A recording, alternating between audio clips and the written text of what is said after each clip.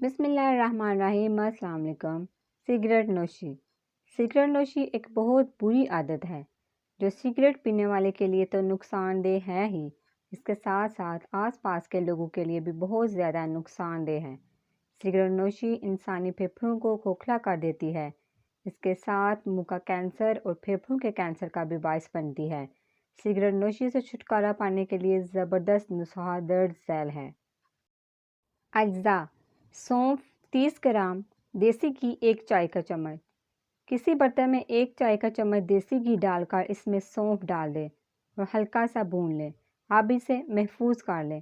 جب بھی سگریٹ کی طلب ہو تو 1 چائے کا چمچ یہ سونف کھا لیا کریں۔ اس سے آہستہ آہستہ سگریٹ نوشی کی طلب ختم ہونا شروع ہو جائے گی۔ نسخہ نمبر 2: مولی کا رس 3 چائے کے چمچ، خالص شہد 1 چائے کا چمچ۔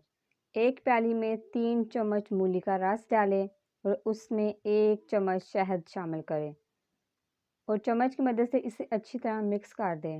اسے روزانہ دن میں 2 دفعہ استعمال کریں۔ اس سے سگریٹ نوشی کی عادت سے چھٹکارا پانے میں مدد ملتی ہے۔ اس کے استعمال سے سگریٹ کی ضرورت کم محسوس ہوتی ہے۔ جب بھی سگریٹ پینے کو دل کرے تو ملاٹھی کا ایک چھوٹا سا ٹکڑا منہ میں رکھ کر چبائیں۔ اس سے سگریٹ پینے کی چاہت کم ہو جاتی ہے۔